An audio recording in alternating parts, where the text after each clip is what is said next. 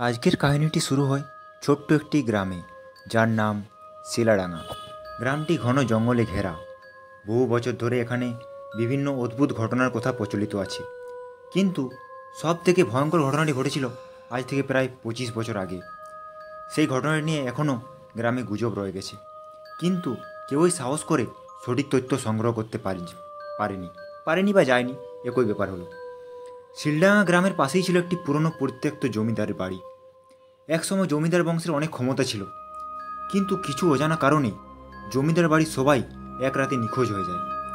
গ্রামের মানুষ বলে জমিদার পরিবারের সবাইকে হত্যা করা হয়েছিল, আর সেই রাত থেকেই বাড়িটিতে অশরীরী আত্মার বসবাস।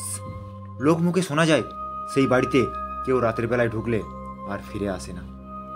মাঝে মাঝে বাড়িটির কাছে গেলে কুকুরের বিকট চিৎকার শব্দ শোনা যেত, যেন তারা কিছু অদৃশ্য কিছুকে দেখে ভয় পাচ্ছে। একসময় গ্রামের মানুষ বাড়িটিকে এড়িয়ে চলতে শুরু করে।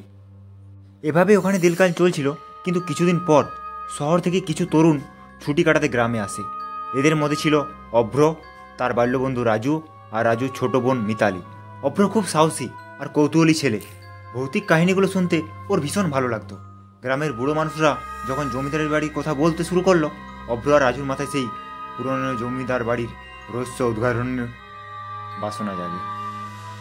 সন্ধ্যার পর তারা ঠিক করে রাতেই বাড়িটিতে ঢুকবে, কিন্তু মিতালি বারবার তাদের মানা করতে থাকে। তাদের সঙ্গে থাকলেও মিতালির মনে ভয় কাজ করছিল, কিন্তু ভাইয়ের সঙ্গে থাকতে হবে বলে সেও যেতে বাধ্য হলো। রাত 12টার সময় তিনজন তিনটে মশাল নিয়ে জমিদার বাড়ির পথে রওনা দিল। বাতাসটা বেশ ভারী আর অদ্ভুত ঠান্ডা। বাড়িটির দিকে যতই এগোতে লাগলো, ততই তাদের বুকের মধ্যে একটা ভয় জাগতে শুরু করলো। দূর থেকে বাড়িটির ছায়া দেখে হাড় হিম হয়ে গেল, যেন ওদের দিকেই তাকিয়ে আছে কিছু। দরজাটা প্রায় ভাঙা, গাছপালা ঝোপঝাড়ে ঢাকা পড়ে গেছে চারপাশ। দরজার সামনে গিয়ে দাঁড়াতেই হঠাৎ করে চারিদিকে নিশুতি নীরবতা নেমে এলো। তাদের মনে হলো কেউ যেন তাদের উপর নজর রাখছে। মশালের আলোতে বাড়ির ভেতরটা দেখা যাচ্ছিল না, সব কিছু যেন অন্ধকারে ঢেকে আছে। মিতালি এবার বলতে চেষ্টা করলো, চল ফিরে যাই, এই জায়গাটা আমার ঠিক লাগছে না। কিন্তু অভ্রত থামবার পাত্রই নয়। সে দরজা ঠেলে ঢুকে পড়ল। রাজু আর মিতালিও ওর পিছনে পিছনে ঢুকলো। ঘরের ভেতর ঢোকার পরেই অদ্ভুত একটা গন্ধ পাওয়া গেল, ভেজা পচা মাটির গন্ধ। অভ্র তার মোবাইলের টর্চ জ্বালিয়ে ঘরের চারপাশটা দেখল, কিন্তু নেই। পুরনো আসবাবপত্রগুলো মাকড়সার জালে ঢাকা। হঠাৎ একটা আওয়াজ তাদের কানে এলো, যেন কেউ দূরে ঘরের ভেতরে পায়ে হেঁটে চলছে, কিন্তু দেখা গেল না কাউকে। তারা একে অপরের দিকে তাকিয়ে কিছুক্ষণ নীরব হয়ে রইল। হঠাৎ একটা দরজা নিজে থেকেই খোলার আওয়াজ হলো। অভ্র সাহস করে দরজার দিকে এগিয়ে দেখল, ঘরের শেষ প্রান্তে দরজাটা খুলে গেছে। চল ওই দিকটা দেখে আসি বলে অভ্র ঢুকে পড়ল সেই দরজা দিয়ে।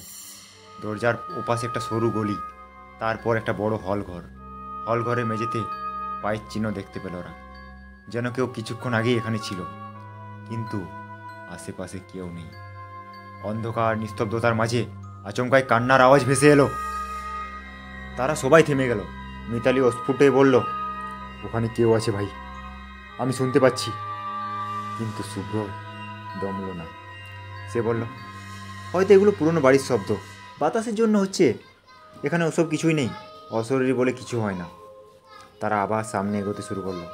যত এগোচ্ছে ভৌতিক কান্নার আওয়াজ ততই জোরালো হচ্ছে। ঠিক তখনই অভ্র একটা পুরনো ধুলো মাখা ডায়েরি দেখতে পেল। সেটা তুলতেই সে পাতা উল্টাতে লাগলো। ডায়েরির পাতাগুলো খুবই প্রাচীন, প্রায় ছিঁড়ে যাওয়ার মতো অবস্থা, কিন্তু তার মধ্যে লেখা কয়েকটা লাইন ওদের চোখে পড়ল। তারা আমাকে বাঁচতে দিল না। এই জমিদার বাড়ির প্রতিটা ইট, প্রতিটা ধুলোকণা আমার রক্তে ভেজা। আমার আত্মা এখানেই রয়ে গেছে, প্রতিশোধের আগুনে জ্বলছে। এই লাইনগুলো পড়তেই মিতালি পিছিয়ে গিয়ে বলল, চল এখান থেকে চলে যাই, এই বাড়িটা অভিশপ্ত। কিন্তু ঠিক ওই মুহূর্তেই যেন একটা ঠান্ডা বাতাস বইতে লাগলো। অভ্র, রাজু আর মিতালি নিজেদের পায়ের তলা থেকে মাটি কাঁপতে অনুভব করলো, যেন ভূমিকম্প হচ্ছে। হঠাৎ ওই ঘরের কোনো একটা ছায়া মূর্তি দেখতে পেল ওরা। মূর্তিটা আস্তে আস্তে পরিষ্কার হতে শুরু করলো, যেন অন্ধকার থেকেই কেউ বেরিয়ে আসছে। ছায়া মূর্তিটি পুরোপুরি আবিষ্কার হতেই ওরা দেখতে পেল একটি যুবতী মেয়ে। মেয়েটির চোখে ছিল অশ্রু, মুখে করুণার ছাপ। সে এগিয়ে এসে ফিসফিস করে বলল, তোমরা আমার বাড়িতে কি করছো? কেন এলে এখানে? অভ্র কোনো কথা বলার আগে মিতালি কান্নার ভঙ্গিতে বলল, আমরা কিছু জানতে আসিনি, আমরা এখান থেকে বেরিয়ে যাব, দয়া করে আমাদের ছেড়ে দাও। কিন্তু মেয়েটি বলল, তোমরা এখন আর এখান থেকে যেতে পারবে না, আমাকে সাহায্য করতে হবে। অভ্র ভয়ে জমে গেলেও কৌতূহল সঙ্গ বহন করতে পারল না। সে জিজ্ঞেস করলো, তুমি কে? কি সাহায্য চাই তোমার? মেয়েটি বলল, আমি এই জমিদার পরিবারের শেষ উত্তরাধিকারী, আমার নাম কুমুদ। আমার ওই স্বামী আর তার পরিবারের লোভের কারণেই আমাকে হত্যা করা হয়েছিল। তারাই আমার পুরো পরিবারকে মেরে ফেলেছে, আর আমি বাঁচতে চাই।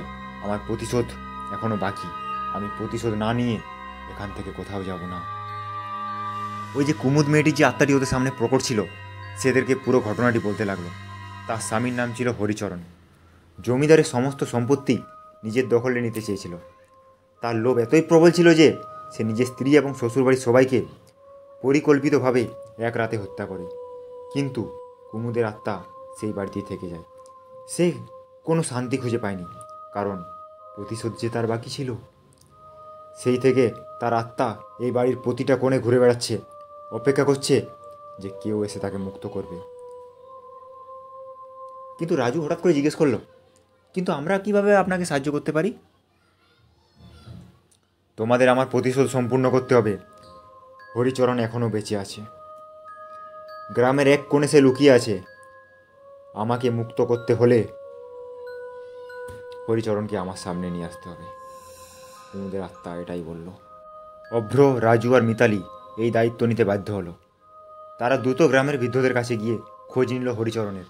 জানা গেল সে গ্রামের এক কোণে ভয়ঙ্কর অবস্থায় একা থাকে।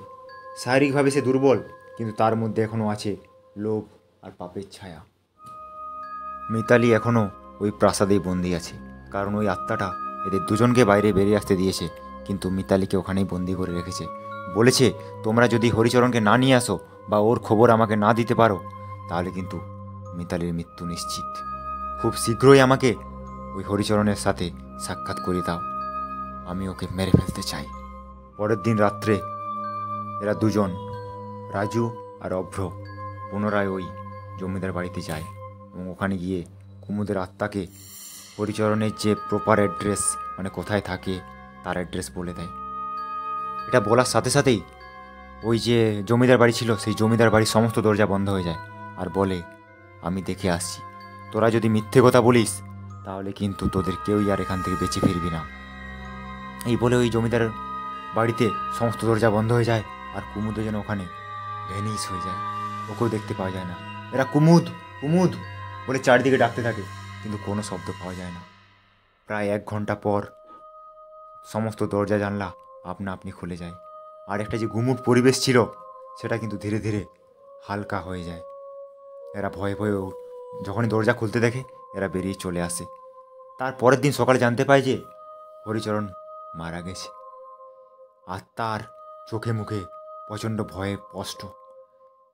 পোস্টমর্টমে জানা যায় সে হার্ট অ্যাটাক করে মারা গেছে। যেন খুব ওই দিনের পর থেকে আর কোনো দিনই ওই জমিদার বাড়িটিকে আর ভুতুড়ে বলে মনে হয় না। মানুষজন এখন ওখানে যাতায়াত করে, ওটা একটা ট্যুরিস্ট স্পট হয়ে গেছে।